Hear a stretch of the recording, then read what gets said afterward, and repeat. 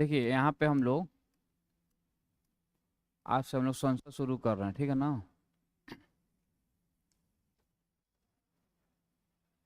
लेकिन संसद से पहले थोड़ा हम लोग चीज़ों को समझेंगे, उसके बाद यहाँ पे स्टार्ट होगा। जैसे ये जो हम लोग पढ़ेंगे, ये हम लोग पढ़ेंगे विधायिका, विधायिका के बारे में, जिसको हम लोग बोलते हैं लेजिस्लेटिव, ठीक है ना।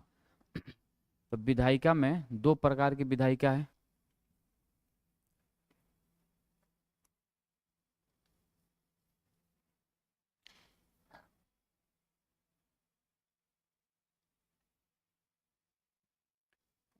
एक है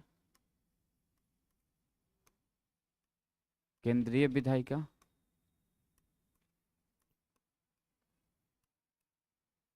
केंद्रीय विधायिका को हम लोग सिंपल संसद बोल सकते हैं, ठीक है ना। और दूसरा है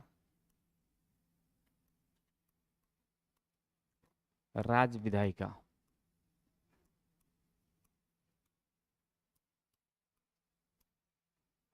जिसको हम लोग राज्य विधानमंडल बोलते हैं।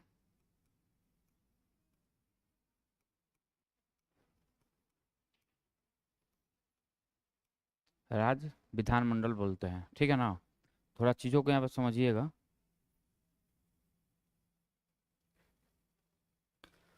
ये जो संसद है, तो संसद के तीन अंग है, कौन कौन। ये है राष्ट्रपति, दूसरा है लोकसभा, और तीसरा है राज्यसभा। राज्यसभा और राज्य विधानमंडल में दो है। एक है, इसका भी तीन अंग है, जिसको एक तो है राज्यपाल, राज्यपाल, दूसरा है विधानसभा,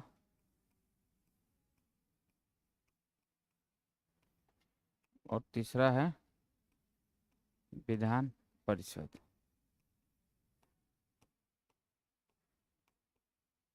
विधान परिषद, यहाँ में देखेंगे संसद जो है, इसका जो वर्णन किया गया है वो आर्टिकल 79 में किया गया है। राज्यसभा का जो वर्णन किया गया है वो आर्टिकल्स 80 में किया गया है, और लोकसभा का वर्णन 81 में किया गया है। और राष्ट्रपति के पद के बारे में अगर बात किया जाए तो 52 में किया गया है। इसको लिखेंगे पहले।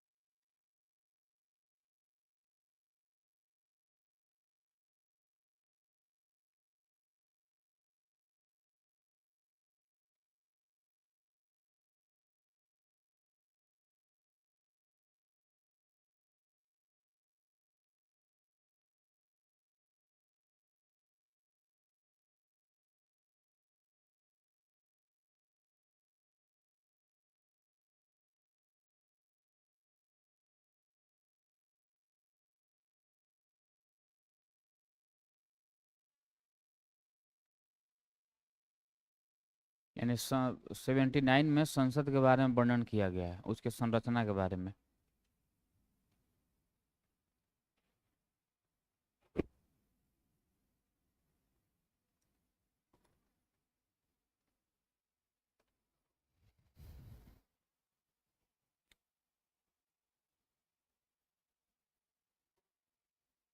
हो गया।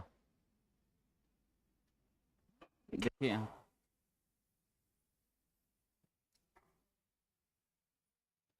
यहाँ पे बात बोल रहा है लोकसभा में,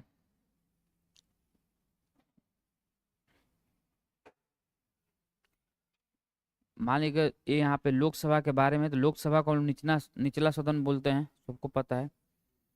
इसमें जो बोल रहा है कि इसमें मैक्सिमम सीटें कितनी हो सकती है, तो समझिएगा पहले 552, 552 इसमें मैक्सिमम हो सकती है, लेकिन प्रेजेंट टाइम में इसमें कितनी है, 500,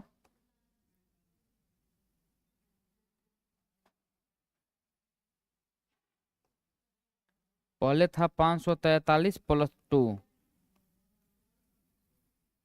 टू का मतलब यहाँ पे हुआ कि दो एंग्लो इंडियन, लेकिन इसको अभी हटा दिया गया है, तो लेकिन हम लोग अभी देखेंगे 543 + 2 था। लेकिन अगर कभी सीट बढ़ा लोकसभा में तो कितना जा सकता है, 552 जा सकता है।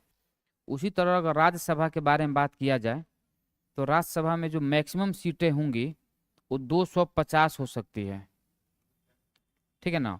और अभी प्रेजेंट टाइम में 245 सीटें हैं। इस 245 सीटें में 233 राज्य से आते हैं, और 12 सदस्यों को राष्ट्रपति मनोनीत करता है, यानी नॉमिनेट करता है 12 सदस्यों को राष्ट्रपति। ठीक है, यहाँ पे देखेंगे विधानसभा में, विधानसभा में सिंपल ये बोलता है कि इसमें किसी भी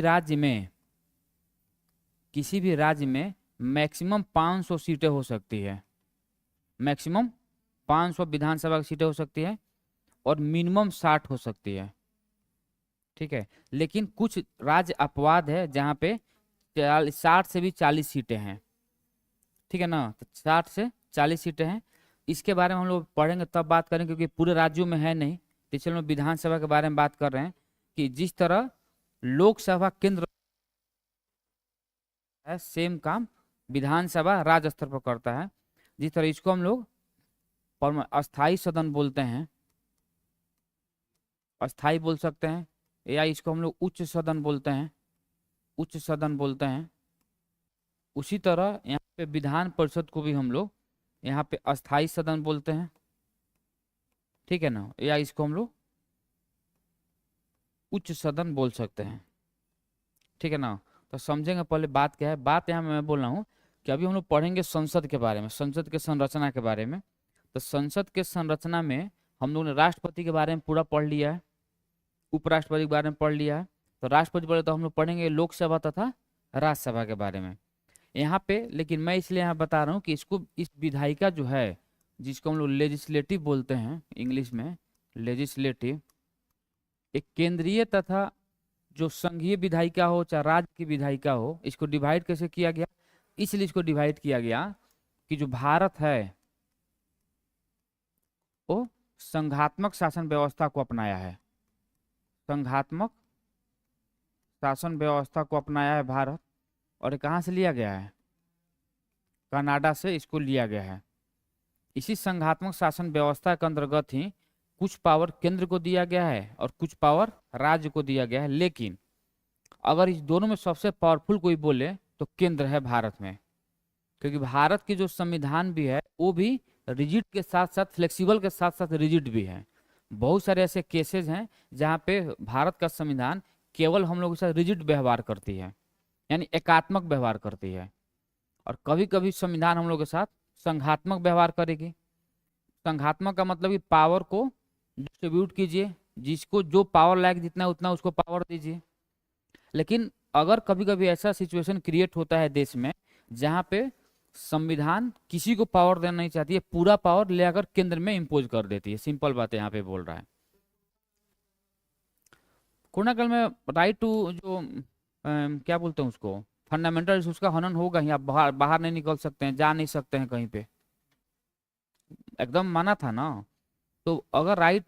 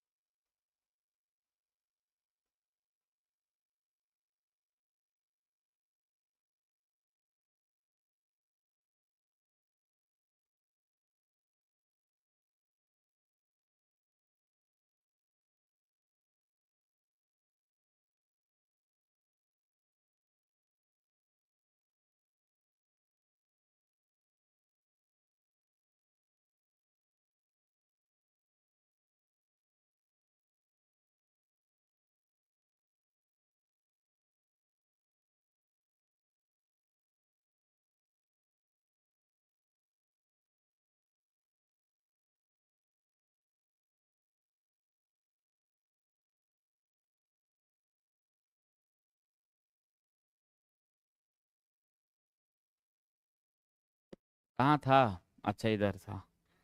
तो यहाँ पर केंद्रीय जब संघीय भी कर होगा तो कंफ्यूज नहीं होना है, समझ में आ रहा है ना? लग रहा है बिजनेस का डील कर चल रहा है। पागल आदमी। तो संघीय विधायिका में हम लोग संसद में 3 पार्ट है, राष्ट्रपति, लोकसभा तथा राज्यसभा। ये समझ में आ रहा है ना कि लोकसभा में यहाँ पे मैं बोल रहा हूँ जो 552 सीट ये मैक्सिमम हो सकती है। इन फ्यूचर कभी बढ़ा अगर तो इतना बढ़ेगा, इससे ज्यादा नहीं बढ़ेगा।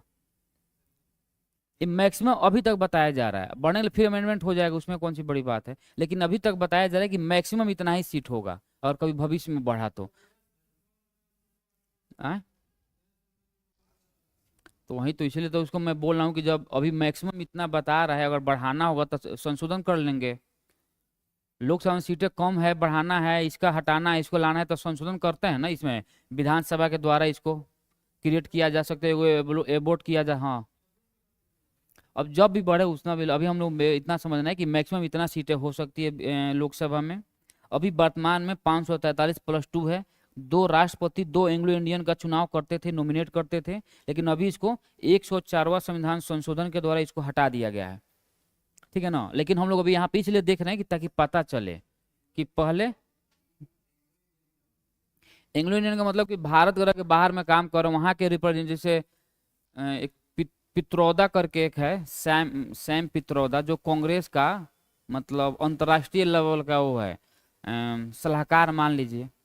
जो अभी अभी मामला उसका आया था अभी न्यूज में कुछ दिन पहले, कि वो यहाँ पे नहीं रहता है, लेकिन बाहरी लोगों के एनआरआई टाइप के जो लोग हैं, जो इंग्लो इंडियन जो यहाँ के हैं लेकिन बाहर में रहकर अपना बिजनेस अपना काम वाम कर रहे हैं, तो उनको भारत के राजनीति में मतलब इंट्रोड्यूस करवाने के लिए, लोगों को बताने के लिए, उसको ऐड करने के लिए सभी पार्टी अपना अपना अंतर्राष्ट्रीय स्तर पे लोगों को रखी हुई है। लेकिन यहाँ पे जो एंग्लो इंडियन का बारे में बात हो रही है, यहाँ पर जो एंग्लो इंडियन, इस एंग्लो इंडियन का मतलब सिंपल होता है कि जो भारत के निवासी हैं लेकिन वो रह रहे हैं कहाँ पे, दूसरे देशों में, तो उनका भी रिप्रेजेंटेटिव चाहिए लोकसभा में। तो उनको कैसे फील होगा कि मैं भारत का हूँ? तो उनके रिप्रेजेंटेटिव को पूरा करने के लिए ये 2 एंग्लो इंडियन को राष्ट्रपति पहले डायरेक्ट मनोनीत करते थे, नॉमिनेट करते थे, उनका निर्वाचन नहीं होता था। और उसी तरह 12 सदस्यों को यहाँ पर राज्यसभा में राष्ट्रपति अभी आज भी नॉमिनेट करते हैं। इन 12 सदस्य कौन से होते हैं? ये 12 सदस्य ऐसे होते हैं जो साहित्य में, कला में, विज्ञान में, समाज सेवा में अपना सर्वोच्च योगदान देते हैं। समझा? तो ऐसे लोगों को राष्ट्रपति 12 सदस्यों को नॉमिनेट करता है। फिर मैं बोल रहा हूँ, मनोनीत करता है, न कि निर्वाचन होता है। निर्वाचन शब्द कहीं भी इनके साथ या इनके साथ नहीं जुड़ सकता है। भले इसको 2020 के बाद से इसको हटा दी गई है एंग्लो इंडियन का, लेकिन मैं एक बात बोल रहा हूँ कि अगर ऑप्शन में आ गया कि किस संशोधन के द्वारा हटाया गया, चाहे पहले किस प्रकार क्या संरचना थी, तो इसलिए मैं बता रहा हूँ, जब इसको हम लोग पढ़ेंगे लोकसभा तो उसमें मैं एक नोट में लिखवाऊंगा कि भाई कब इसको हटा दिया गया है। कोई दिक्कत यहाँ तक?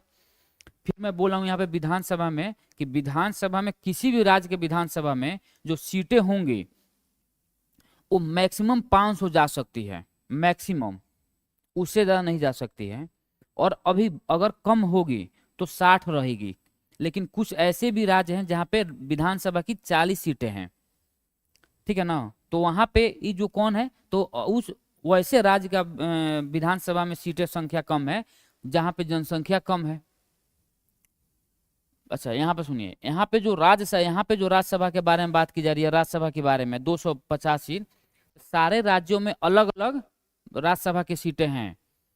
वो भी वहां के जनसंख्या पर निर्भर करता है कि जिस राज्य में जितनी जनसंख्या है उस आधार पे उस राज्य को दिया गया है राज्यसभा में सीटें। लेकिन एक और बात, अभी अगर हम लोग बात करें वर्तमान में तो सिनेरियो चेंज हो सकता है। इसीलिए अभी जो जनसंख्या इसका आधार माना गया है वो माना गया 1971, यानी 1971 को लेकर अभी हम लोग चल रहे हैं। ऐसा नहीं कि 2011 डाटा के अनुसार हम लोग यहाँ पे राज्यसभा का सीटों का आवंटन हो रहा है। वो अभी जो बेस माना गया है वो 1971 को लेकर चल रहे हैं कि 1971 में किस राज्य में कितना जनसंख्या था, उस आधार पर आज भी रिप्रेजेंटेटिव हुआ है। अगर सरकार चेंज करेगी तो फिर दूसरा हो सकता है चेंज हो जाए कुछ सारी चीजें, लेकिन अभी वर्तमान में 1971 के जनसंख्या के आधार पर ही राज्यसभा में सीटों का आवंटन किया गया है सारे राज्यों में। कोई दिक्कत यहाँ तक? यहाँ पे बोल रहा है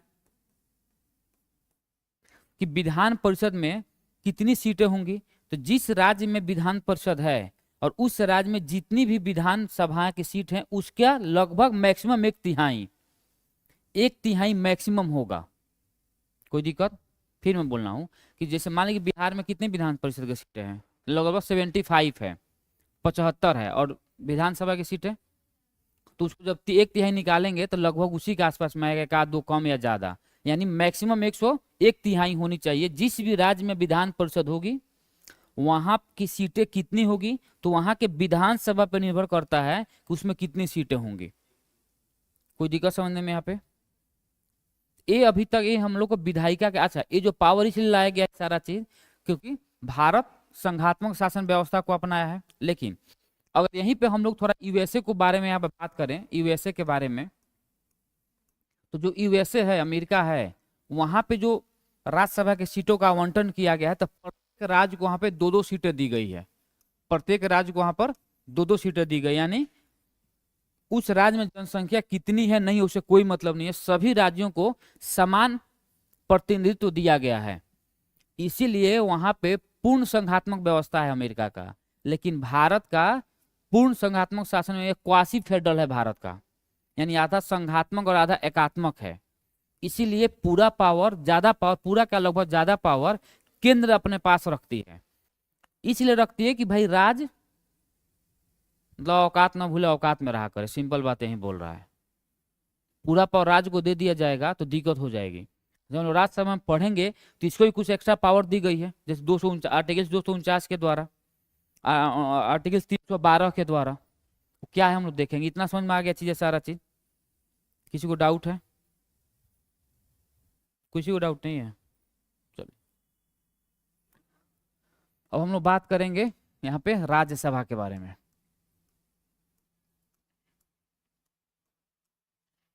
राज्यसभा,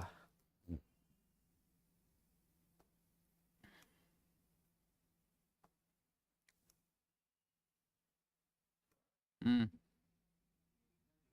हम्म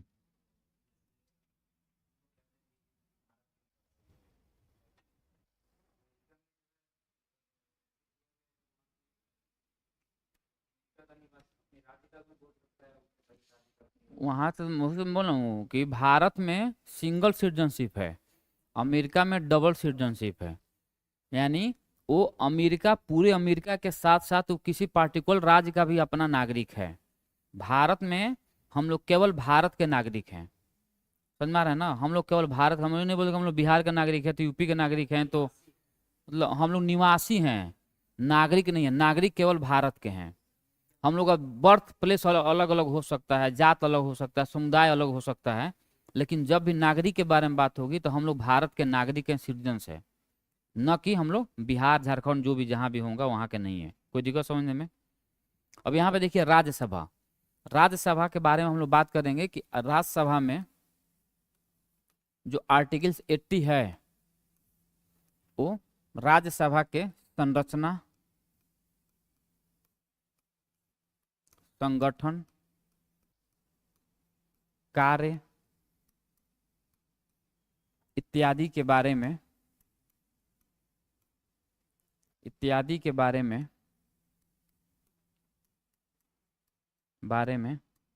बात करता है या वर्णन करता है, जो भी है बात करता है या वर्णन करता है। ठीक है ना? आर्टिकल्स 80 में।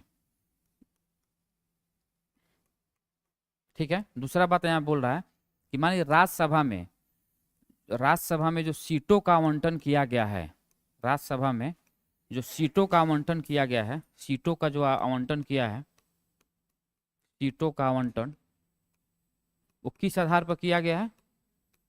जनसंख्या के आधार पर।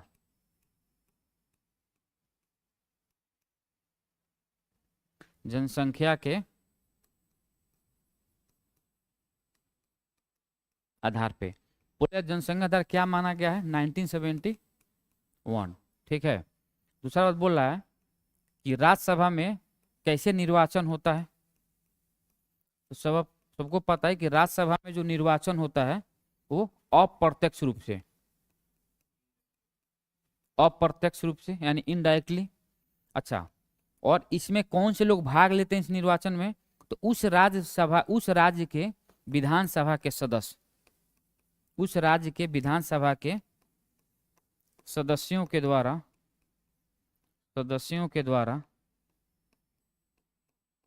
राज्यसभा के सदस्यों का निर्वाचन होता है।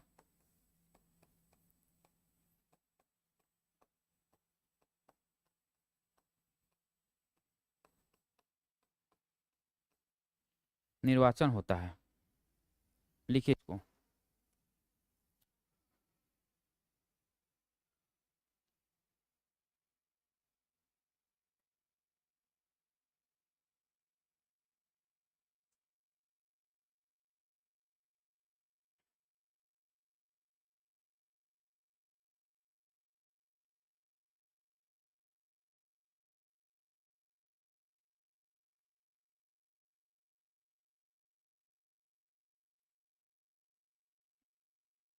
इसी में बताया गया है कि भाई इसमें 12 सदस्यों का जो निर्वाचन होगा वो राष्ट्रपति किसके द्वारा करेगा? अप्रत्यक्ष रूप से करेगा, अप्रत्यक्ष रूप से। यानी राष्ट्रपति मनोनयन करेगा या मनोनीत करेगा, नॉमिनेट करता है उसको राज्यसभा 12 सदस्यों को। वो 12 सदस्य कौन से होते हैं? जो साहित्य, कला, विज्ञान इस सारी क्षेत्रों में अपना उत्कृष्ट योगदान दिए रहते हैं, वैसे लोगों को यहाँ पे राष्ट्रपति, जैसे अभी कुछ दिन पहले सचिन तेंदुलकर गए राज्यसभा के सदस्य थे, उससे पहले रेखा थी, अभी उसकी जो पत्नी अमिताभ की क्या नाम उसका, जया जया बच्चन, वो भी राज्यसभा के सदस्य हैं सपा पार्टी से, है ना, समाजवादी पार्टी से राज्यसभा के सदस्य हैं वो। रेखा, बहुत सारे लोग जाते रहते हैं, जैसे हरभजन सिंह अभी गया है आपसे शायद, है। हाँ, राज्यसभा का सदस्य जब कोई बनेगा तो किसी पार्टी से ही तो बनेगा ना, किसी पार्टी से ही बनेगा। लेकिन एक समझिए, एक और बात यहाँ पे, पार्टी सपोर्ट नहीं करेगी, लेकिन जनरली ऐसा माना जाता है कि भाई देखिए जो भी हो जाए राष्ट्रपति, माने कि सचिन तेंदुलकर को राष्ट्रपति मनोनयन कर दिया, नॉमिनेट कर दिया सचिन तेंदुलकर को, तो सचिन तेंदुलकर तो किसी पार्टी से नहीं है, उनके योगदान के चलते उनको राज्यसभा का सदस्य बना है, लेकिन इनडायरेक्टली रूप से पार्टी सपोर्ट की रहती है। लेकिन आम आदमी को उससे कोई मतलब नहीं रहता, इसीलिए आम आदमी को नहीं बताया जाता है कि सचिन को तुरंत मिल गया भारत रत्न, इतना जल्दी मिलना नहीं चाहिए था सचिन को भारत रत्न, समझ में आ रहा है ना। भले ठीक है वो क्रिकेट खेले, कुछ भी किए, वो इतना जल्दी भारत रत्न मिलना बहुत मतलब गलत। अब क्या हुआ, कांग्रेस क्या की, कांग्रेस अपना वर्चस्व स्थापित कर तुरंत दे दी भारत रत्न उसको, चलो मेरा नाम हो जाएगा इसमें, दे दूंगी तुरंत। तो क्योंकि भाई इलेक्शन हार रहे थे 14 में, उनको हारना था, तय था, तब तय था तो कुछ तो करके जाएंगे यहाँ पे, कैसे होगा, कैसे पता चलेगा। तो यहाँ पे जो है, जो भी जैसे हरभजन सिंह अभी राज्यसभा के सदस्य हैं, राज्यसभा के सदस्य आप से हैं वो, राज्यसभा उसको मतलब वहां पे वो 12 सदस्यों में उनको नॉमिनेट नहीं किया गया है, उनको आप खुद अपना कैंडिडेट बनाकर भेजिए राज्यसभा में, समझ में आ रहा है ना। राज्यसभा में कोई हर पार्टी अपनी अपनी कैंडिडेट बना बना कर भेजती है, लेकिन ये जो 12 सदस्यों के बारे में बात कर रहा हूं, ये 12 सदस्यों को राष्ट्रपति के नजर में अगर ऐसे लोग हैं जो लोग अपने अपने कामों में जो कैटेगराइज किया गया है, साहित्य, कला, विज्ञान, समाज सेवा इत्यादि क्षेत्रों में अगर काम किए हैं, अगर लग रहा है राष्ट्रपति को तो नॉमिनेट कर देंगे। लेकिन मैं फिर बता रहा हूं, भले राष्ट्रपति कर देंगे, लेकिन इनके पीछे किसी ना किसी पार्टी का सपोर्ट रहता ही रहता है। नहीं जाएंगे तो फिर क्या बोलेंगे वहां पे, किसके पक्ष में बोलेंगे, किसके पक्ष में नहीं बोलेंगे, हाँ? नहीं, एकदम खेल है भाई, कैसे नहीं है। साहित्य, कला, विज्ञान वही होता है। आप किसी विशेष क्षेत्रों में काम कर रहे हैं अगर,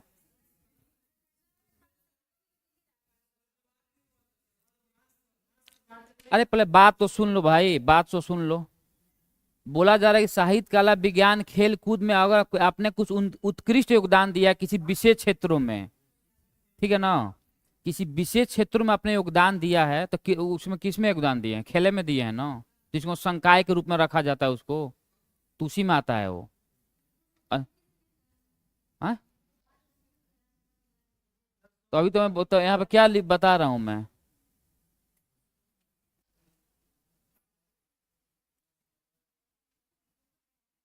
हाँ 233, हाँ बताइए क्या डाउट है, क्या डाउट, इधर डाउट उधर डाउट पूछोगे कि इधर पूछना है हमसे? इधर पूछ लीजिए जिसको डाउट है, नहीं तो मैं चल, आप लोग पढ़ लीजिए फिर। हैं? क्या करने? हाँ।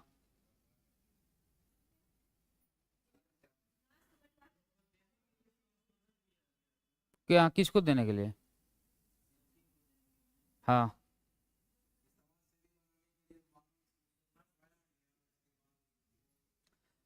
अरे लिखिए। बकचोद। हो गया ये।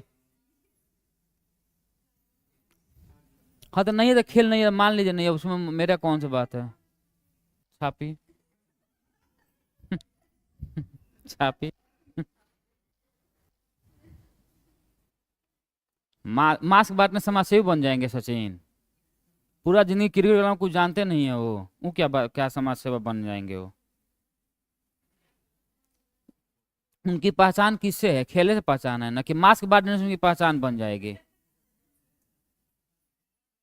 जैसे मान लो कि भाई अमिताभ बच्चन की अगर मतलब एक्टर हैं, अब कल वो जाकर 5 आदमी का इलाज करा तो उससे उनकी पहचान, मैंने कि एक्टर नहीं लोग कहलाएंगे वो। अभी दादा साहब फाल्के अवार्ड मिल रहा है मिथुन को, तो इसका थोड़े कि मिथुन को मिल गया तो उसने कुछ काम किया ना, भाई मिल गया। मिलेगा, मिल नहीं गया है। अभी तो नाम सजेस्ट किया गया है, मिलेगा वो। लेकिन नाम करे तो मान के तो मिल ही गया वो। मामला बीच में आ जाना मतलब समझिए कि मिल गया वो सारा चीज। कि एक भी सचिन उतना नहीं रहा राज्यसभा में, एक भी मुद्दा उठाया राज्यसभा में, एक भी मुद्दा नहीं उठाया था वो। ना कुछ ने उसने बात किया देश के बारे में। उसको पता ही नहीं है क्या बात करेगा वो तो खाली अपना क्रिकेट पैसा कमाया, अपने बेटा को प्रमोट कर रहा है, बेटी को प्रमोट करेगा कि वो देश के बारे में बात करेगा। वह इन लोगों को तो ऐसे एकदम लात मार के भगाना चाहिए, जितने भी क्रिकेटर एक्टर सारे लोग मार के भगाओ। अब खेसारी पौन बन जाए कल से, मान लीजिए कल बन गए एक्टर राजनीति, वो क्या करेंगे वो लोग? क्या करेंगे? अच्छा हुआ पवन सिंह हार गया वहां से। काराकाट से हारना देश में राजनीति के लिए बहुत अच्छी पहल है। क्या करता हूँ जाकर वहां पे? वो खाली गाना गाता बैठ कर, जैसे मनोज तिवारी है। मनोज तिवारी विधानसभा बर्बाद कर दिया बीजेपी को दिल्ली में। सांसद बन गए, उसको पता ही नहीं, कुछ भी पूछा तो लगता है गाना गाने। रिंकिया का पापा।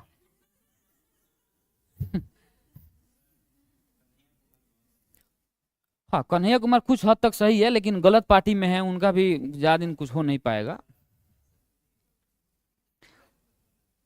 मैं क्या बोल रहा हूँ, मैं कन्हैया कुमार बहुत बड़ा फैन हूँ, मैं आपको पहले ही बताया था कि कन्हैया कुमार का बहुत, लेकिन कभी कभी होता है ना, समय के अनुरूप काम नहीं कर पाते हैं। मनोज तिवारी को जहाँ से वो लड़े थे ना, सबसे ज्यादा बिहारी सपोर्ट है वहां पे, जिस क्षेत्र से लड़े थे उसी क्षेत्र में वो लोग रहते हैं। नेहरू बिहार वाला जो एरिया है, तिमारपुर वाला एरिया से विधानसभा लड़े थे इस बार संसद का चुनाव। वो जीत जाते। लेकिन दिक्कतें है ना कि लोग उनका जो कुछ टैग लगा है ना उनपे, लोग उनको एक्सेप्ट नहीं कर पा रहा है। समझ में आ रहा है ना? लोग भी तो होशियार है आजकल। कन्हैया सच में बेशक है, अगर वहीं बीजेपी में रहता ना भी वो बहुत आगे जाता। जो भी एक कांग्रेस को छोड़, थोड़ा वो छोड़ दिया जाए ना, जितने भी रीजनल पार्टियां हैं ना, कभी भी बाहरी लोगों को सपोर्ट नहीं करती है। लालू यादव के पार्टी में और कोई भी जाएगा ना, वो अपने बेटा बेटी के अलावा किसी बाहरी को सपोर्ट नहीं करेगा वो। उसको पता है कि जब आगे बढ़ेगा मेरे ऊपर खतरा पैदा कर देगा। अगर इतना ही इनका सपोर्ट था आज कांग्रेस का, तो जिस टाइम बीजेपी बेगूसराय से लड़ा था कन्हैया, जीत जाता, इनको हरा देता, ये अपना कैंडिडेट खड़ा कर दिया वहां पे, आरजेडी वाला। तेजस्वी को तो पता है कि अगर भाई जीतेगा तो मेरे ऊपर मेरा ही कंप्यूटर बिहार में पैदा हो जाएगा। तो कैसे बेगूसराय से इजीली जीत जाता कन्हैया, इजीली जीतता। इनको तो गिरिराज सिंह को तो हरा देता, इजीली हरा देता हो, क्योंकि जहां से लड़ा था वो सीपीआई का बहुत बड़ा हब है। सीपीआई पार्टी से ही लड़ा था वो, उसका बहुत बड़ा हब है वो बेगूसराय। उसको माना जाता है बिहार में सीपीआई का हब है वो। ये लड़ रहे थे, कांग्रेस पार्टी सपोर्ट की, ये आगे आरजेडी अपना खड़ा कर दे मुस्लिम कैंडिडेट, लो भाई तुम भी लो। दोनों लोग लड़ गए आपस में, बीजेपी निकल गया, बीजेपी तो यही चाह रही थी। बीजेपी फिर बोली कि तेजस्वी को इतना है तो भाई कन्हैया कुमार के बारे में लड़वाएं सामने। चढ़ा दिया बीजेपी वाला अभी लोगों के दिमाग में उतना नहीं सोच पाएंगे ना। आगे उसके बाद तो मैं लड़वा दिया कैंडिडेट अपना। बीजेपी तो यही चाह रही थी कि लड़वाओ तुम, मैं तो तैयार ही हूँ वहां पे बैठा हूँ। राजनीति में बाप भी अपने ना बेटा का है ना बेटा अपने बाप का है। राजनीति कितना गंदा चीज है ना, राजनीति इतनी गंदी चीज है, उतना कुछ नहीं है।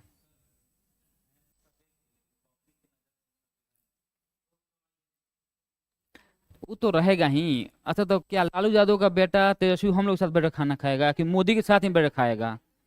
हम लोग अपने में लड़ेंगे उस सब के लिए, कहे ना यही है तेजस्वी बहुत अच्छा, कुछ अच्छा नहीं है। सारा अपने ही, केवल अपना कुर्सी कुर्सी चाहिए उस सबका। यही तेजस्वी जब आज विपक्ष में है तो टीचर का उसको गलती दिख रहा है कि टीचर में गलती हो रही है, धांधली हो रही है। जब यहीं रहता तो मुंह उसकी आवाज नहीं निकल पाता एक भी।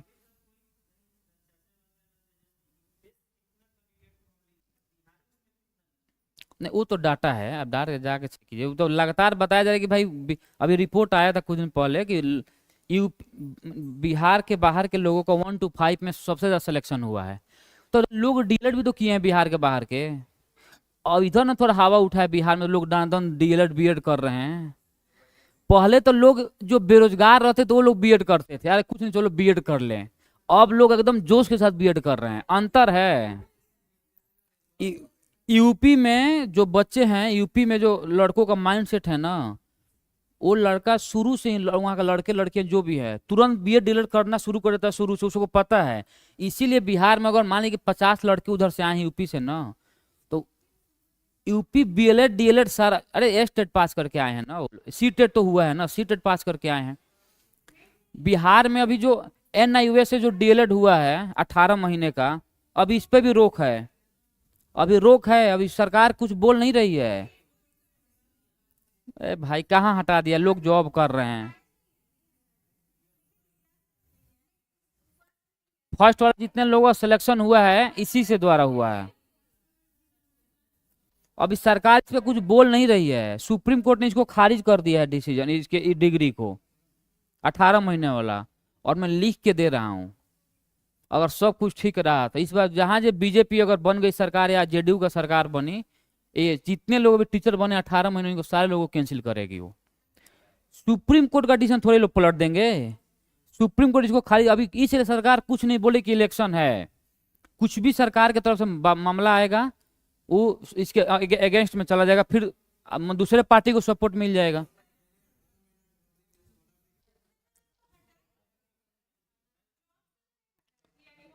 क्यों नहीं हटाएगा?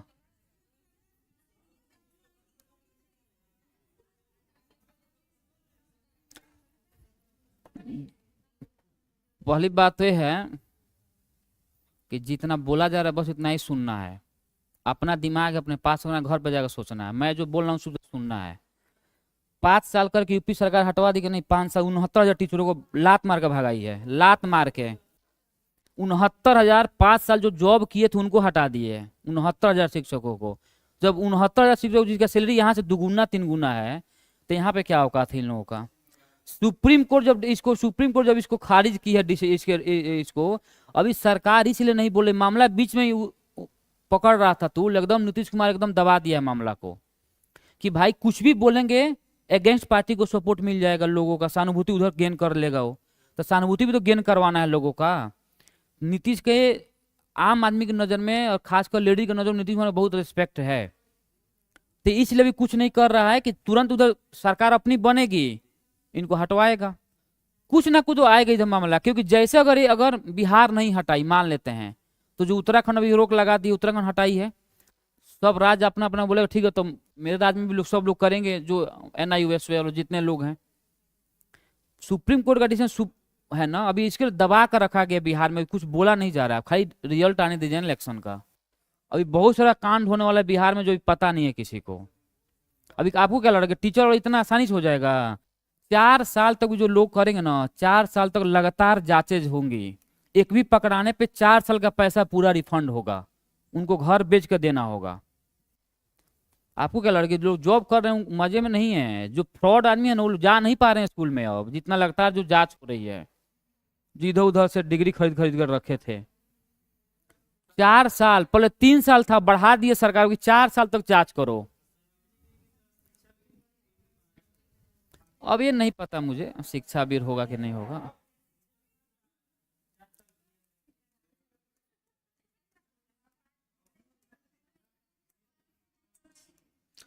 अब आइए इधर, बाद में हम लोग जिसका जाएगा अपना समझेगा, उससे मुझे क्या करना है। हाँ मैं तो बोल तो रहा हूँ कि राज्य से आता है, बोल तो रहा हूँ कि राज्यसभा से आता है। हाँ? तो मैं क्या लिखा हूं ये, कुछ नहीं। अच्छा अच्छा, अप्रत्यक्ष का मतलब ये होता है कुछ में आम आदमी अपनी भाग नहीं लेता है उसमें। विधान, यहाँ पे क्या लिखा हूं मैं, विधानसभा के सदस्यों के द्वारा राज्यसभा के सदस्यों का निर्वाचन होता है। तो क्या है ये?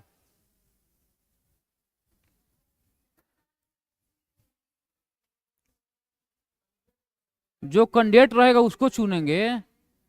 पार्टियां अपनी कैंडिडेट खड़ा करती है कि भाई ये मेरा पार्टी है, ये मेरा सदस्य है, इसको चुनना है, बस हो गया। सुनिए, एक और बात सुन लीजिए पहले। पहले एक बार मत बोला करो यार प्लीज, मुझे इरिटेटिंग हो जाता है। एक तो इस बैच में पढ़ा कर मुझे एकदम सच में सुन लीजिए थोड़ा, जो मैं बोल रहा हूँ। मैं बोल रहा हूँ सिंपल ये बात कि राज्यसभा के सीटों का निर्वाचन कुछ नहीं होता है। पहली बात तो ये है, ये बस दिखाने के लिए जो हम लोग को याद करना है, एग्जाम पास करना है। रियलिटी में किसी को कुछ नहीं पता होता, सीधे चुन के चल जाता है राज्यसभा में वो, कि भाई राज्यसभा कैंडिडेट मेरे तरफ से आ गए चुन के। बस ये बताया जा रहा है कि इलेक्शन होता कैसे है। तो इलेक्शन होने का यही है कि भाई अप्रत्यक्ष रूप से होता है। अप्रत्यक्ष रूप का मतलब होता है कि अप्रत्यक्ष जहां भी लगेगा, इसका सिंपल मतलब हुआ कि उसमें आम आदमी पार्टिसिपेट नहीं करेगी। फिर मैं बोल रहा हूँ कि जिस राज्य में राज्य से राज्यसभा के सदस्य चुनकर जाएंगे, वहां के जो विधानसभा के सदस्य होंगे, यानी विधायक जिसको हम लोग बोलते हैं, विधायक लोग चुनते हैं यहाँ इस सदस्य को। आम आदमी उसमें चुनाव में भाग नहीं लेता है। सिंपल ये बोला जा रहा है। कोई दिक्कत है उसमें? अगर इसको थोड़ा और बाइफरकेट किया जाए, जैसे 233 सीटें जो है यहाँ पर मैं बताया हूँ, उसको और बाइफरकेट करेंगे तो 229 आता है राज्य से, 4 सीट आती है केंद्र शासित प्रदेश से। इतना अंदर जाना नहीं, इसलिए मैं नहीं बताया हूँ, सिंपल। कोई दिक्कत? अब तो नहीं लाना चाहिए, होना भी नहीं चाहिए। देखिए योग्यता में क्या होगा, सिंपल वही 3-4 क्राइटेरिया है। योग्यता बोलिए चाहे हरता है बोलिए चाहे क्वालिफिकेशंस बोलिए, कि भारत का नागरिक हो, भारत का नागरिक हो। दूसरा, उसका एज मिनिमम 30 वर्ष पूरा हो चुका हो। तीसरा, वह किसी लाभ के पद पर न हो, लाभ के पद पर ना हो, लाभ के पद पर न हो। उसके बाद दिवालिया, मेंटल स्थिति उसकी सही हो, दिवालिया, पागल इत्यादि न हो, इत्यादि न हो।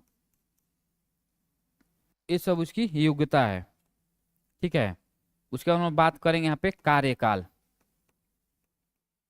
कार्यकाल तो अगर पूछेगा कि राज्यसभा के सदस्यों का कार्यकाल कितने दिनों का होता है, तो 6 वर्ष का, 6 वर्ष का इसका कार्यकाल। अगर सवाल पूछेगा सिंपल तो इसका लगेगा 6 वर्ष। लेकिन इसमें एक और शब्द जोड़ेंगे कि प्रत्येक दूसरे साल, प्रत्येक 2 वर्ष पर, प्रत्येक 2 वर्ष पर 1/3 सदस्य,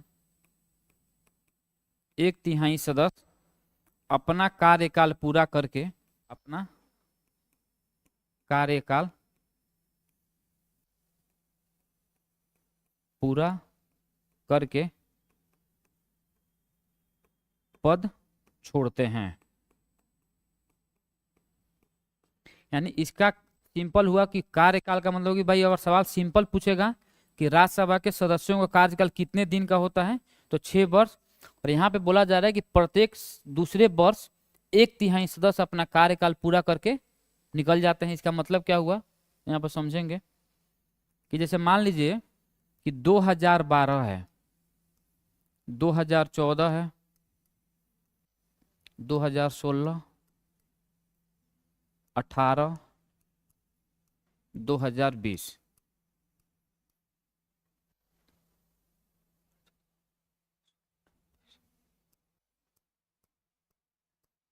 ठीक है ना। तो देखेंगे यहाँ पे, जैसे मान लीजिए अगर मैं 100 सीट मान लेता हूँ, तो 33 इसमें है, 33 इसमें और 33 इसमें।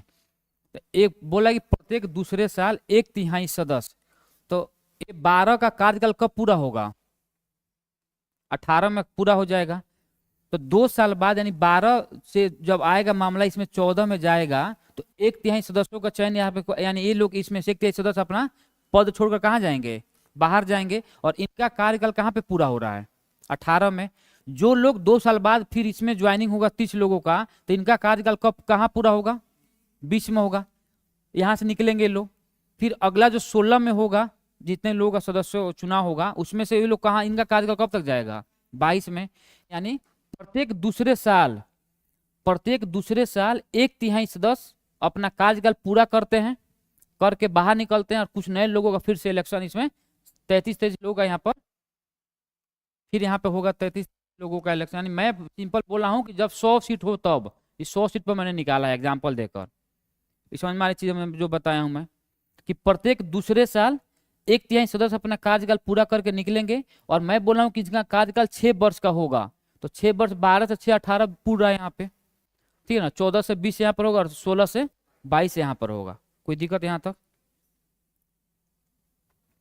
इसको लिख लीजिए।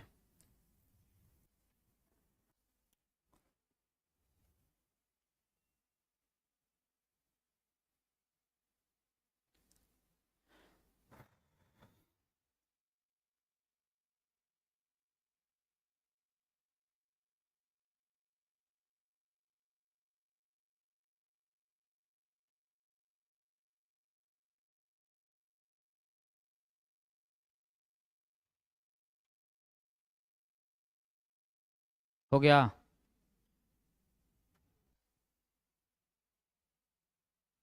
यहाँ पे देखेंगे,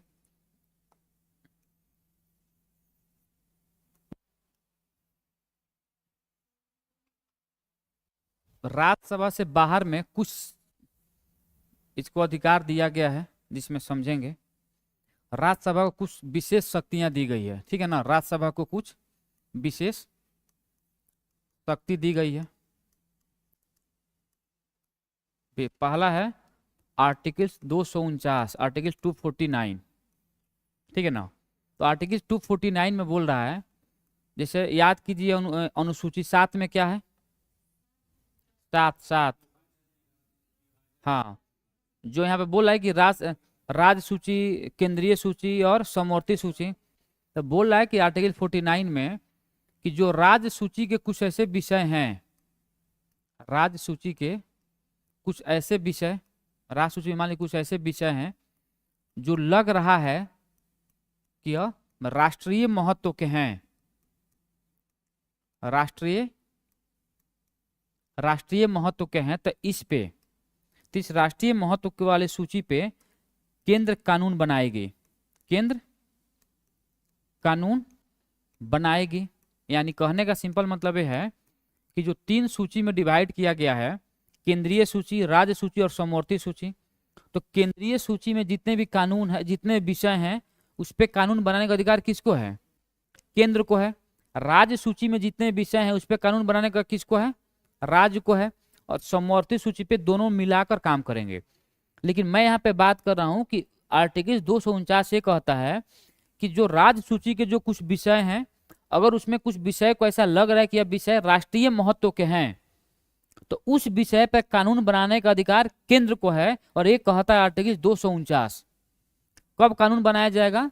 जैसे इनको लगेगा कि यह विषय राष्ट्रीय महत्व के हैं, उस टाइम क्या किया जाएगा कि राज्यसभा में 2/3 बहुमत से एक बिल को पास किया जाएगा। 2/3 बहुमत से बिल को पास करने के बाद फिर इस पे कानून बनाया जा सकता है।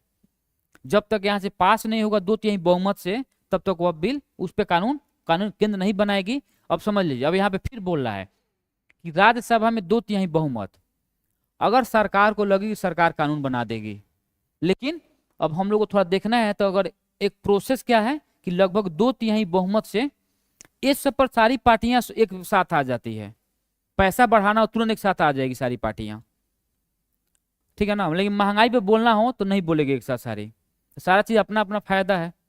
और इसी में बात कर रहा है अनुच्छेद 312, आर्टिकल 312 में क्या बोलता है? ऑल इंडिया सर्विसेज, यानी अखिल भारतीय सेवाएं, अखिल भारतीय सेवा। बिहार में लोग बाढ़ से मर रहे हैं, एक भी नेता कोई स्टेटमेंट आया? एक भी नेता का? अभी बिहार में लगातार लोग मर रहे हैं बाढ़ में, अभी जो बाढ़ आई है, मतलब वही जो भी हो, एक भी कोई बोला है बिहार के ही? जो छोड़ दीजिए, अब केंद्र में छोड़ दीजिए, केंद्र में मोदी है, नहीं बोलने वो लोग छोड़ दीजिए, बिहार के उन लोगों को तो बोलना चाहिए ना, जो हनुमान बन रहे हैं और बन रहे हैं, जो राम बन रहे हैं। तेजस्वी दुबई में एंजॉय कर रहा है जाकर। वो अगला सीएम है वो, उनको सीएम बनना, अगला बार सीएम। उनको कोई मतलब नहीं कि बिहार में लोग मर रहे हैं। सुशील मोदी जब जिंदा थे तो बाढ़ आया था तो वो भाग, सब लोग अपना बता, वो भाग रहा था पुल पे। खैर मर गए बेचारा, छोड़िए उनका बात। ये है भाई साहब अपने रामविलास पासवान के लड़के, क्या नाम है उनका, चिराग पासवान। ये बीजेपी का हनुमान बन रहे हैं। हैं? कौन, किसके अलावा? अरे पप्पू यादव छोड़िए ना, पप्पू यादव के बारे में बात नहीं कर। पप्पू यादव काम पहले भी करता था और आज भी कर रहा है। अरे ये कब हुआ है हनुमान का बात? हनुमान का बात तब हुआ है कि जब इधर मीडिया लगातार मामला उठाइए तभी पहुंचे हैं, तभी पहुंचे हैं। हर जगह जहां पे मामला वहां पे देखिए ना कितने लोग। नीतीश, मान लीजिए नीतीश कुमार हैं तो बेचारे इनको और भी काम देखना है मुख्य, लेकिन इनका स्टेटमेंट आया था कि भाई उनको सहायता प्रदान किया जाएगा, लगातार हो रही है। लेकिन इन लोगों के बारे में बात कर रहा हूँ जो लोग, कन्हैया कुमार जम्मू कश्मीर में भिड़े हुए हैं उधर अपना, वो भी एक भी कुछ बोले हैं अपना ट्विटर पे कर देते हैं, उसके लिए तो बहुत तुरंत हाथ चलता है उनका ट्विटर पे कि हाँ सरकार ये नहीं कर रही है। भाई तो तुम थोड़ा ट्विटर पे भी बात कर लो कि हाँ बिहार के जनता के साथ मैं हूँ, कुछ करना है नहीं करना है। सारे के सारे केवल अपने फायदे के लिए मर रहे हैं, और हम लोग हैं बेवकूफ़ जो हम लोग पार्टी वाइज डिवाइड हो गए हैं। सिंपल बातें है। आर्टिकल 312 अखिल भारतीय सेवाएं बोल रहा है कि भारत में 3 अखिल भारतीय सेवाएं हैं। आईएएस है, आईपीएस है और आईएफएस है। ए आईएफएस फॉरेन नहीं है, वन है, वन, ए वन है, हाँ फॉरेस्ट वाला है आईएफएस। 3 अखिल भारतीय सेवाएं हैं। अगर सरकार को लग रहा है कि भारत में इसके अलावा और भी अखिल भारतीय सेवाओं को लाना होगा तो पहले वह विधेयक जो जाएगा, वो पहले विधेयक जाएगा राज्यसभा में, वहां से विधेयक पहले पास होकर फिर वह जाएगा लोकसभा के पास। यानी पहले किस में जाएगा? राज्यसभा में जाएगा, उसके बाद वो लोकसभा में जाएगा। तो ऑल इंडिया सर्विस अगर डिसाइड करना होगा भारत में कि 3 के अलावा और भी कोई ऑल इंडिया सर्विस को ऐड करना होगा, तो पहले शक्ति किसको दी गई है? राज्यसभा को दी गई है। वहां से पास होगा फिर वो लोकसभा में जाएगा। कोई दिक्कत समझने में यहाँ पे? तो इससे अनुच्छेद 2 अनुच्छेद याद रखना है, आर्टिकल 249 और आर्टिकल 312।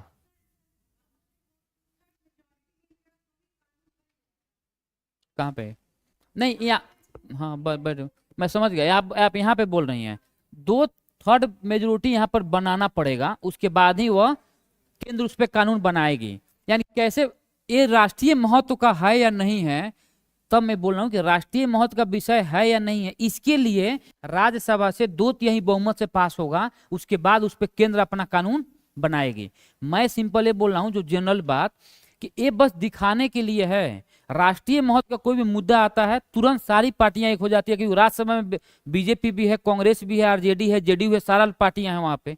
इस पर तुरंत ये सब काम हो जाएगा। इसमें मैं बोलूँगी जहाँ पे मेन मुद्दा है वहां पे एकमत नहीं हो पाता है मामला। जैसे जीएसटी आया, उस पर एकमत नहीं थे हम लोग। भाई जीएसटी किसी को लग रहा है कि लॉस है, किसी को लग रहा था, यहीं बीजेपी पहले लॉस लग रही थी बीजेपी को, यहीं बीजेपी पास करवा दी कि नहीं जीएसटी बहुत अच्छा है। और जब कांग्रेस लाई थी जिस टाइम तो बोले कि नहीं बेकार है जीएसटी, तो कांग्रेस बेचारे नहीं कर पाए, केंद्र में पावर ही नहीं था। ये है पूर्ण बहुमत में थी, उलाट दी सारा का सारा इधर से उधर, 70 हटवा दी, आर्टिकल 370 हो गया। ये हो गया सारा। तो लिखिए पहले इसके बारे में, उसके बाद बात करते हैं। हाँ बोलिए बोलिए बोलिए, क्या बोल रहे हैं?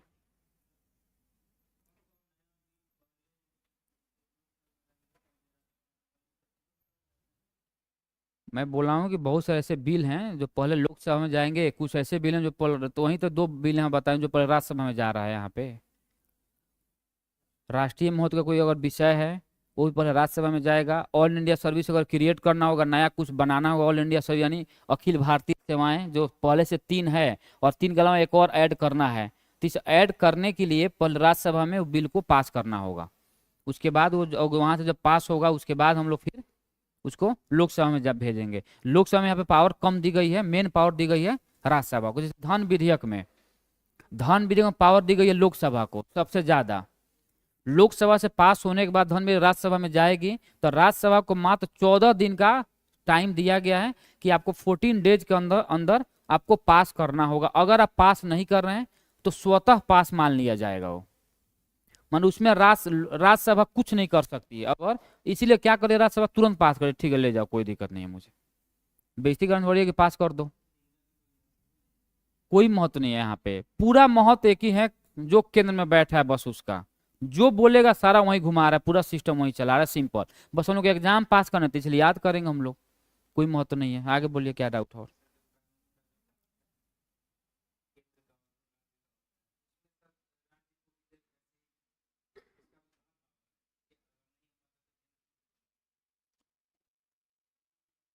तभी तो भारत क्वासी फेडरल सिस्टम अपनाया है। अगर भारत को पूरा पावर राज्यों को देना अगर होता तो पूर्ण फेडरल सिस्टम अपनाता भारत, इसलिए तो भारत क्वासी फेडरल अपनाया है। क्वासी फेडरल का मतलब होता है कि भाई आधा संघात्मक और आधा एकात्मक है। अगर पावर उसको ज्यादा देना रहता राज्यों को तो पूर्ण संघात्मक अपना, जैसे यूएसए अपनाया है। भारत इसीलिए पूर्ण संघात्मक नहीं अपनाया कि भाई राज्यों भरोसा थोड़ी ना है, राज निकल गया बोला कि नहीं मैं पाकिस्तान के साथ रहूंगा, फिर राज क्या करेगा केंद्र, तो इसीलिए बोला केंद्र की नहीं पूरा पावर, हिलना नहीं है इधर उधर, तो अपना साथ राज चलाओ, जो करना है सहायता लो, शो करना है करो, औकात नहीं भूलना है, सिंपल बातें ही बोल रहा है केंद्र। लिखिए लिखेंगे केंद्र, हेडिंग का यही अब संसद में चल रहा है, कंटिन्यू चलेगा, राज्यसभा हेडिंग डाल देंगे वैसे, लेकिन लिखेंगे पहले उसमें केंद्र, संसद, संसद, संसद केंद्र सरकार की विधायी अंग है, संसद केंद्र सरकार की विधायी अंग है। विधायी अंग का मतलब लेजिस्लेटिव बॉडी, विधायी अंग है। उसी में लिखेंगे संसदीय प्रणाली जिसे, संसदीय प्रणाली जिसे सरकार का, सरकार का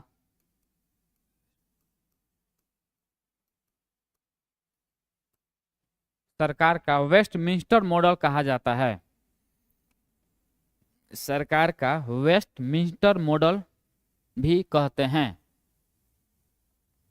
वेस्टमिंस्टर मॉडल भी कहते हैं।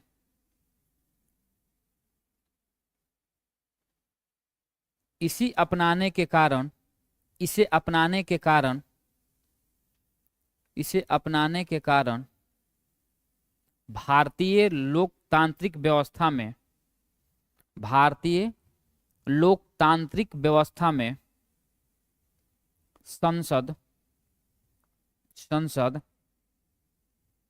एक विशिष्ट, संसद एक विशिष्ट एवं केंद्रीय स्थान रखती है। लोकतांत्रिक व्यवस्था में संसद एक विशिष्ट एवं केंद्रीय स्थान रखती है, केंद्रीय स्थान रखती है, केंद्रीय स्थान रखती है। आगे लिखेंगे नेक्स्ट पॉइंट,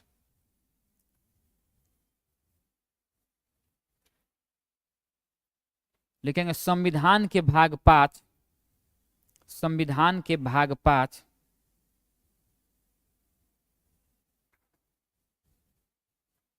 तथा अनुच्छेद, तथा अनुच्छेद, अनुच्छेद 79 से 122 में, 79 से अनुच्छेद 122 में संसद के गठन,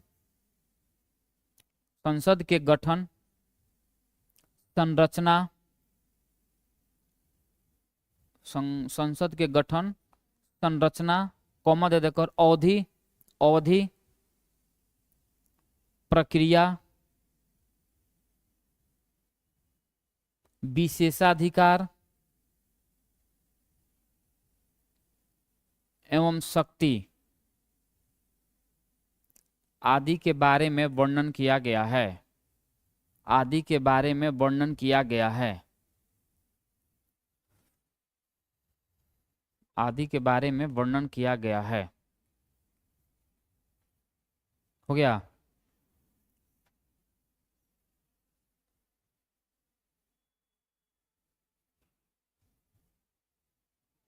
हेडिंग डालेंगे संसद का गठन, हेडिंग है संसद का गठन, फॉर्मेशन ऑफ संसद, संसद का गठन। लिखेंगे इसमें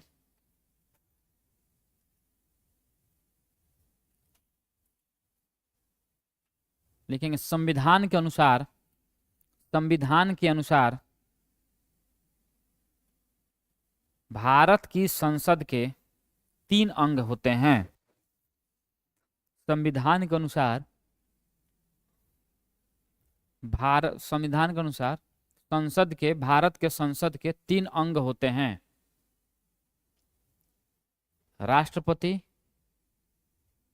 लोकसभा तथा राज्यसभा।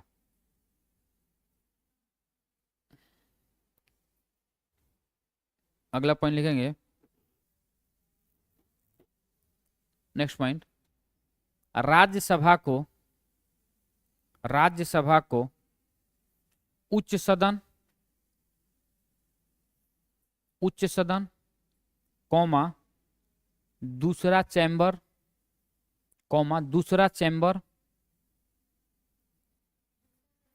हाँ चैम्बर, कॉमा बड़ों की सभा,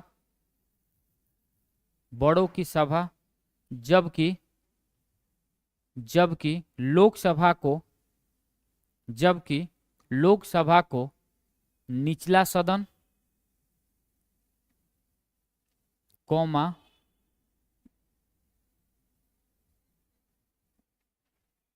पहला चैम्बर या चर्चित सभा कहते हैं।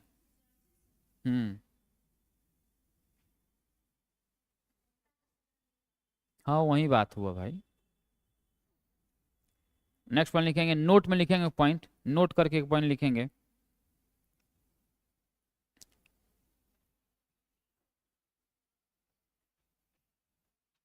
लिखेंगे 1954 ईस्वी में 1954 ईस्वी में राज्य परिषद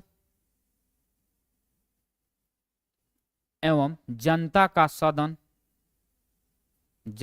सदन के स्थान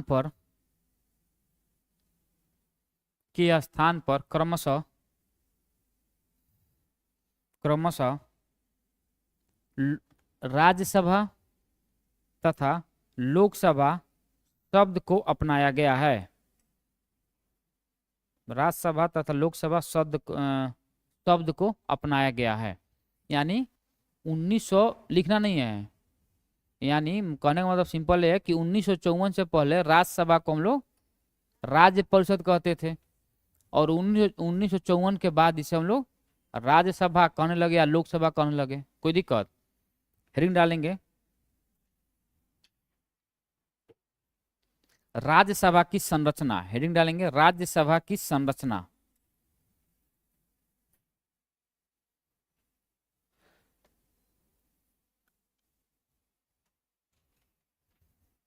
लिखेंगे राज्यसभा की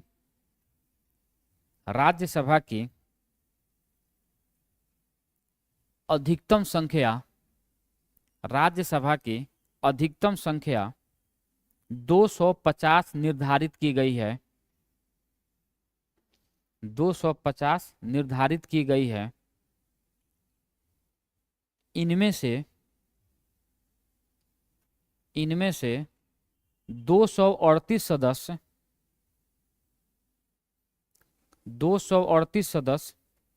राज्यों एवं केंद्र शासित प्रदेश के प्रतिनिधि, ब्रैकेट में लिखेंगे, ब्रैकेट में अप्रत्यक्ष रूप से निर्वाचित ब्रैकेट बंद होंगे।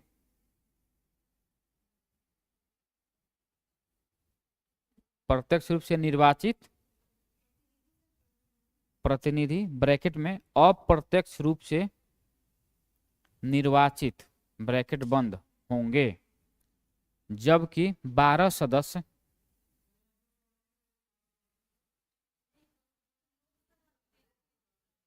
मैं राज्यसभा बोल रहा हूँ ना, राज्यसभा की संरचना बताया हूँ ना मैं। हाँ, जबकि 12 सदस्य, जबकि 12 सदस्य राष्ट्रपति द्वारा, 12 सदस्य राष्ट्रपति द्वारा मनोनीत किए जाएंगे। चलिए जी, आपको क्या दिक्कत, मुंह बना रही हैं 18 टाइप से? क्या डाउट है आपको, पूछिए, डाउट क्या आपका? इतना कंफ्यूजन कैसे हो जाता है, हमको ये नहीं समझ में आता है, क्या डाउट है? अरे भाई यार, अब सुन लीजिए इधर, मैं बोला हूँ अभी, मैं किस क्या, थोड़ा से सेंटेंस में पढ़िएगा पूरा शुरू से, राज्यसभा की संरचना में। सुनिए, अधिकतम संख्या, मैंने यहाँ पर क्या बोला हूँ कि राज्यसभा में मैक्सिमम 250 सीट हो सकता है। अभी वर्तमान में 245, अभी मैं मैक्सिमम के बारे में बात करूं कि अगर मैक्सिमम होगा तो इस मैक्सिमम में 238 सदस्य राज्य से आएंगे या केंद्र शासित प्रदेश से आएंगे, और 12 सदस्यों को राष्ट्रपति मनोनीत करेंगे। यहाँ पे अभी वर्तमान में 245 हो रहा है, इस 245 में 233 सदस्य फिर राज्य से आएंगे, या अगर बढ़ेगा तब मैं बोल रहा हूँ, मैक्सिमम मैं बात कर रहा हूँ। वर्तमान में 245 सीटों पर ही चुनाव होता है इसका, जिसमें 233 सदस्य राज्यों से चाहे यूटी से आएंगे और 12 सदस्यों को राष्ट्रपति मनोनीत करेंगे। इस 233 में फिर अगर बात किया जाए तो 229 राज्यों से आएंगे और 4 यूटी से आएंगे। इतना कहां से कंफ्यूजन आ गया 2 मिनट में? कहां नहीं पूरा बताया था, ध्यान रहेगा तब तो, क्यों नहीं, कहां नहीं बताया था मैं ये? उसमें 18 टाइप का आपने पाउट बना दिया, लग रहा सेल्फी लेना है यहाँ। बताइए अब क्या डाउट है? इतना टेंशन नहीं लेना है, टेंशन लेने से होगा ना, देखिए क्या होता है, जहां ज्यादा कंफ्यूजन होगा ना, आते हुए क्वेश्चन गलत हो जाएंगे, हो जाता है वहीं, इसीलिए आप ज्यादा बेचैन हो जाएगा। तो एकदम थोड़ा शांति से काम एंड कूल रहिए, क्वेश्चन समझिए जो टीचर बोल रहा है। टीचर यहाँ बोला, आप लोग लगते हैं अपना घर का कहानी शुरू करने यहाँ पे, कि मेरा पति क्या बोला रात, तो मेरी सासू माँ क्या बोली, तो मैं ये नहीं खाई तो मैं वो नहीं खाई। अरे मैं यहाँ पर मैं मैक्सिमम के बारे में बात किया था ना। अब 12 सदस्य जब उसमें राष्ट्रपति द्वारा नॉमिनेट होंगे तो 238 बचेगा ना। ये तो कॉमन सेंस है, अब इतना भी बताना होगा तब तो बहुत दिक्कत है। आगे बढ़े। राष्ट्रपति तो 12 से थोड़ा बोलिए दे, मैं तो अपने लाइए एक बार, मुझे भी देखना होगा इधर।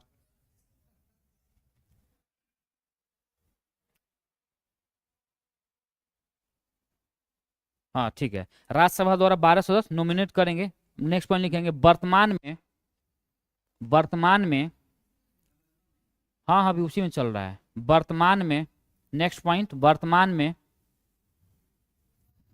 राज्यसभा में, वर्तमान में राज्यसभा में 245 सदस्य हैं। इनमें से, इनमें से 229 सदस्य, 229 सदस्य राज्यों का प्रतिनिधित्व करते हैं, राज्यों का प्रतिनिधित्व करते हैं, कौमा, राज्यों का 245 सदस्यों में 229 सदस्य राज्यों का प्रतिनिधित्व करते हैं, प्रतिनिधित्व करते हैं, कौमा, 4 सदस्य, 4 सदस्य केंद्र शासित प्रदेश या केंद्र शासित क्षेत्रों का प्रतिनिधित्व करते हैं, 4 सदस्य केंद्र शासित क्षेत्रों का प्रतिनिधित्व करते हैं, तथा तथा तथा 12 सदस्य, एक बार तथा लिखना है, तथा 12 सदस्य राष्ट्रपति द्वारा राष्ट्रपति द्वारा, हाँ कहाँ लिखा दिए हैं? मैं मैक्सिमम लिखवाऊँ, इसमें भी लिख लीजिएगा। अब इतना कंफ्यूजन है, नहीं लिखिएगा फिर 2 दिन बाद आपको कंफ्यूजन हो जाएगा क्रिएट। इतना कब से आप लोग कहाँ होशियार हैं कि नहीं समझ जाएंगे बात। 12 सदस्य राष्ट्रपति द्वारा मनोनीत किए जाएंगे, नेक्स्ट पॉइंट लिखेंगे इसी में भी, लिखेंगे संविधान की चौथी अनुसूची में, संविधान की चौथी अनुसूची में राज्यसभा के लिए, राज्यसभा के लिए राज्यों एवं, राज्यों एवं संघ क्षेत्र, संघ राज्य क्षेत्र, जिसको हम लोग केंद्र शासित प्रदेश भी बोलते हैं, संघ राज्य क्षेत्र या केंद्र शासित प्रदेश एवं केंद्र शासित प्रदेशों में सीटों के आवंटन का वर्णन करता है, सीटों के आवंटन का वर्णन करता है, सीटों की आवंटन का वर्णन करता है। ठीक है, राज्यसभा के सीटों का आवंटन का वर्णन करता ये तो बात मैंने पहले ही बताया है ना। अभी पूछता हूं मैं 5 मिनट में, लिखिए, हेडिंग डालेंगे राज्यसभा की अवधि, राज्यसभा की अवधि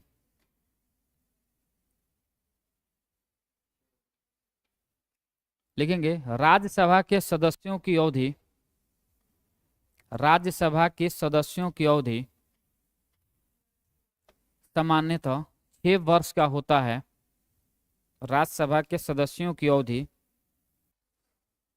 सामान्यतः 6 वर्ष का होता है, किंतु किंतु किंतु इसके 1/3 सदस्य, किंतु इसके 1/3 सदस्य हर दूसरे वर्ष, किंतु इसके 1/3 सदस्य हर दूसरे वर्ष सेवानिवृत्त होते हैं, सेवानिवृत्त होते हैं, सेवानिवृत्त होते हैं, या हर दूसरे वर्ष अपना कार्यकाल पूरा करके, पूरा कर लेते हैं, अपना कार्यकाल पूरा करके निकल लेते हैं, चाहे पूरा कर लेते हैं। लिखेंगे ए सीटें, इसी में लिखेंगे ए सीटें जो खाली होती है, उसके बारे में बात कर रहा हूं। ए सीटें चुनाव के द्वारा फिर से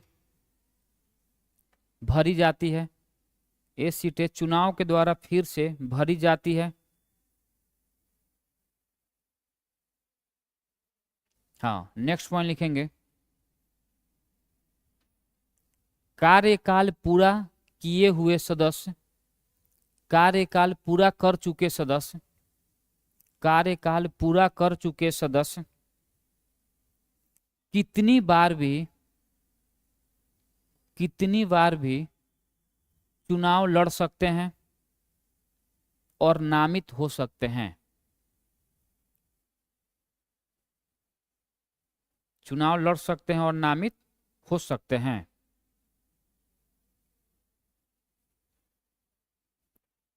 ठीक है,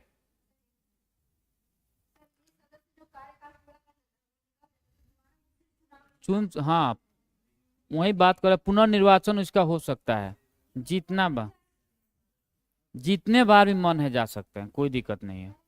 बस यहाँ पे मिनिमम रिक्वायरमेंट पूछता है कि भाई मिनिमम एज इतना होना चाहिए, ठीक है ना। दूसरा बात, अगर एक बार लड़े या 20 बार लड़े, आप 150 साल जी रहे हैं, 150 साल तक रहिए, कोई दिक्कत नहीं है उसको। पुनर्निर्वाचन यही है, कंटिन्यू पुनर्निर्वाचन यही होता है कि भाई एक आदमी बार बार लड़ सकता है, कोई दिक्कत नहीं। लिखेंगे, हेडिंग डालेंगे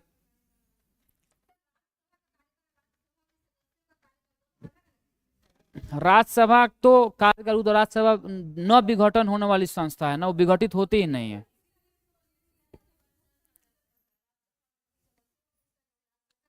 नहीं, राज्यसभा के कार्यकाल होता ही नहीं, वो तो विघटित होती ही नहीं है। लोकसभा का कार्यकाल होता है 5 साल का, सामान्यतः सामान्यतः होता है 5 साल। हाँ,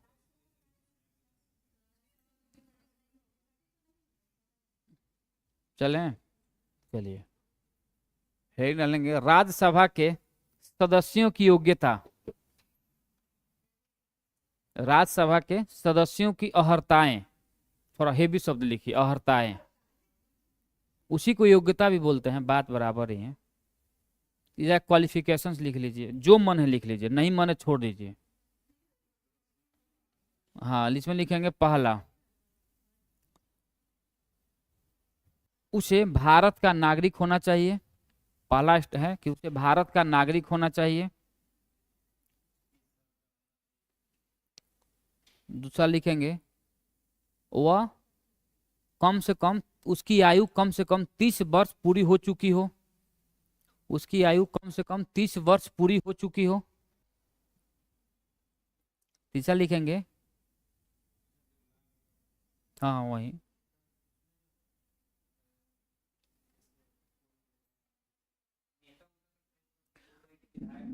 विधायक संसद ये सब को लाभ के पद पर गिनती नहीं होता है। लाभ का, हाँ, लाभ का पद केवल सरकारी नौकरी है, इतना ध्यान रखना है। और अब सरकारी नौकरी में है तो रिजाइन देना होगा, फिर चुनाव लड़ेंगे, हार गए, ये भी गया वो भी गया।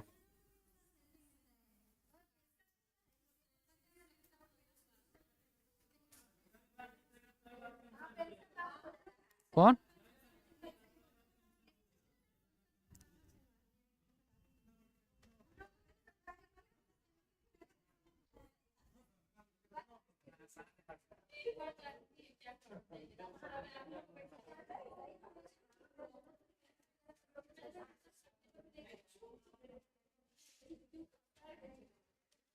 चला लिखूं, मुझे समझ में नहीं क्या हो रहा था बात, तो मैं इसलिए शांत हो गया। लिखिए, क्या बोला हूं मैं? पूरा हो चुका उसकी आयु, लेकिन वह किसी लाभ के पद पर न हो। वह किसी लाभ के पद पर न हो। वह किसी लाभ के पद पर न हो। नेक्स्ट वन लिखेंगे, वह पागल, दिवालिया, भगोड़ा इत्यादि न हो। वह पागल या दिवालिया न हो, हाँ जो भी है न हो। आगे लिखेंगे एक सबसे इंपॉर्टेंट पॉइंट, इसमें लिखेंगे उसके बाद देखिए एक शब्द यहाँ पे समझना है कि जो मैं यहाँ पे बात कर रहा हूं, यहाँ पे जैसे नागरिक हो गया, ठीक है ना, 30 वर्ष हो गया, लाभ के पद पे न हो, दिवालिया, पागल न हो। एक शब्द जो सबसे इंपॉर्टेंट है, अगर संसद कोई कानून बना रही है, ठीक है ना, संसद अगर कोई कानून बना रही है तो उस कानून को भी इनको पालन करना होगा। अगर संसद द्वारा बनाए गए कानून के अंतर्गत ये नहीं आते हैं तब भी इनको डिस्क्वालीफाइड कर दिया जाएगा यहाँ से। कोई दिक्कत समझ में आ रहा है मैं क्या बोल रहा हूँ? मैं सिंपल ये बोल रहा हूँ कि अगर इन लोगों के क्वालिफिकेशंस के लिए अगर संसद कोई कानून बना रही है तो इस संसद द्वारा बनाए गए कानूनों को भी इन लोगों को पालन करना होगा। अगर संसद द्वारा बनाए गए कानूनों का ये लोग पालन नहीं करेंगे, उस आधार पर भी इनकी जो कैंडिडेट वाला मैटर उसको कैंसिल किया जा सकता है। कोई दिक्कत समझने में? इसको पहले लिख लेंगे, लास्ट वाला, उसके पास, हाँ उसी में नेक्स्ट पॉइंट, उसके पास ऐसी अन्य योग्यताएं होनी चाहिए। उसके पास ऐसी अन्य योग्यताएं, अर्हताएं या योग्यताएं होनी चाहिए जो संसद द्वारा मांगी गई हो। जो संसद द्वारा मांगी गई हो। जो संसद द्वारा मांगी गई हो।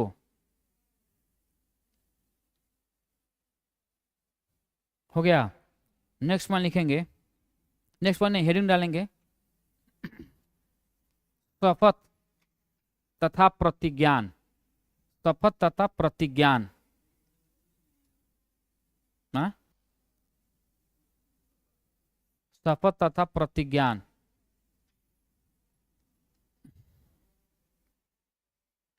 लिखेंगे, संसद के प्रत्येक सदन, संसद के प्रत्येक सदस्य, संसद के प्रत्येक, संसद का मतलब समझ, यहाँ पे लोकसभा और राज्यसभा दोनों के बारे में बात कर रहा हूं। तो संसद के प्रत्येक सदस्य को शपथ राष्ट्रपति राष्ट्रपति या उसके द्वारा नियुक्त, या उसके द्वारा नियुक्त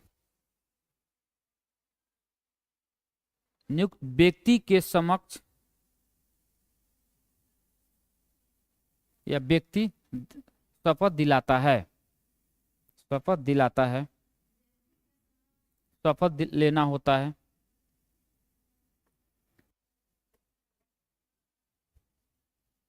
हेडिंग डालेंगे वेतन एवं भत्ते, वेतन एवं भत्ते। इसमें लिखेंगे संसद के दोनों सदनों के सदस्यों को, संसद के दोनों सदनों के सदस्यों को संसद द्वारा निर्धारित, संसद द्वारा निर्धारित, संसद के दोनों सदनों के सदस्यों को संसद द्वारा निर्धारित, संसद द्वारा निर्धारित वेतन एवं भत्ते लेने का अधिकार है, लेने का अधिकार है।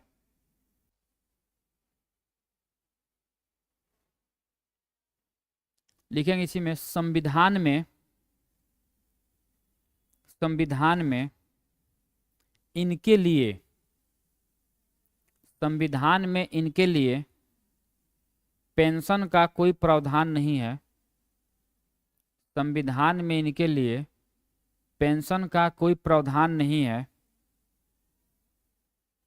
लेकिन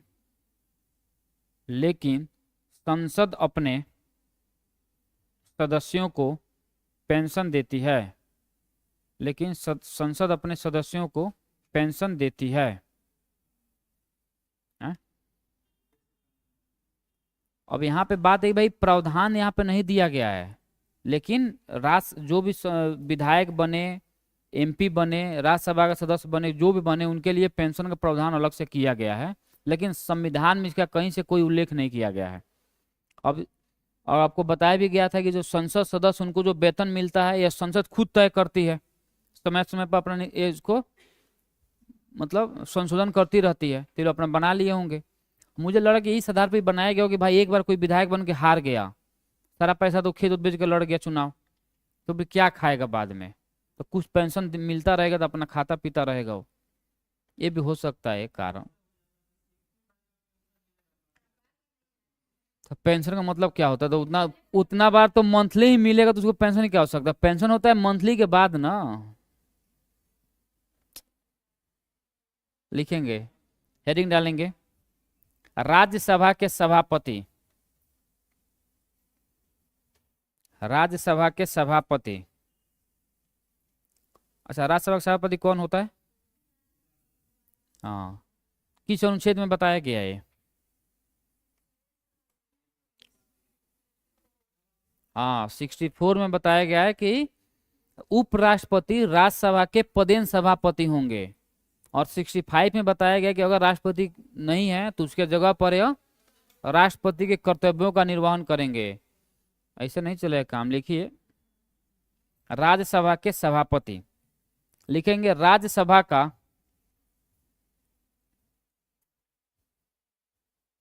सभापति, राज्यसभा का सभापति भारत का उपराष्ट्रपति होता है, उपराष्ट्रपति होता है जब उपराष्ट्रपति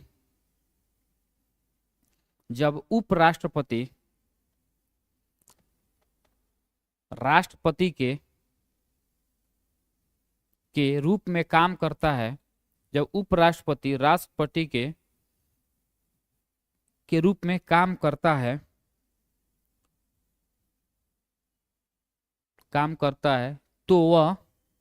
तो वह राज्यसभा के सभापति के रूप में काम नहीं करता है, तो वह राज्यसभा के सभापति के रूप में काम नहीं करता है। नेक्स्ट पॉइंट लिखेंगे राज्यसभा के सभापति राज्यसभा के सभापति को तब ही पद से हटाया जा सकता है, राज्यसभा के सभापति को तभी पद से हटाया जा सकता है, पद से हटाया जा सकता है जब उसे उपराष्ट्रपति के पद से हटा दिया जाए।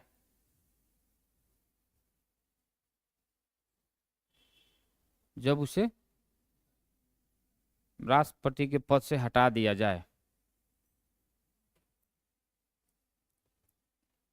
आगे पॉइंट लिखेंगे, राज्यसभा अपने सदस्यों के बीच से एक उपसभापति चुनती है, बीच से एक उपसभापति चुनती है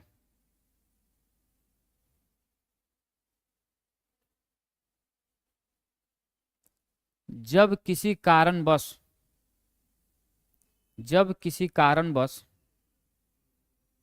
उपसभापति का स्थान रिक्त हो जाता है, उपसभापति का स्थान रिक्त हो जाता है, तो जब किसी कारण से उपसभापति का स्थान रिक्त हो जाता है तो राज्यसभा के सदस्य अपने बीच से नया उपसभापति चुन लेते हैं। अपने बीच से नया उपसभापति चुन लेते हैं।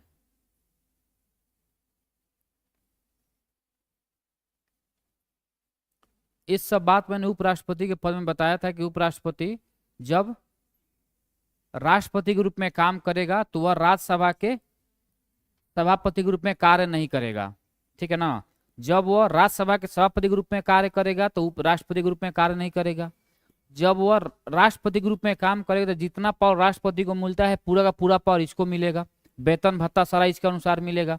जब वह यहाँ से हटकर फिर सभापति बन जाएगा राज्यसभा का तो फिर उनका वेतन, उपराष्ट्रपति को राज्यसभा के सभापति के लिए वेतन मिलता है। पहली बात ध्यान रखना होगा, ये बात समझ में आ रहा है ना। उपराष्ट्रपति को राज्यसभा के सभापति के रूप के लिए वेतन मिलता है, न कि उपराष्ट्रपति के पद के लिए। लेकिन जब वह राष्ट्रपति बनेगा तो जितनी सुख सुविधाएं, पावर, पैसा, जितना भी चीजें राष्ट्रपति को मिलता है पूरा का पूरा यहाँ पर शिफ्ट कर दिया जाएगा इधर। कोई दिक्कत समझने में?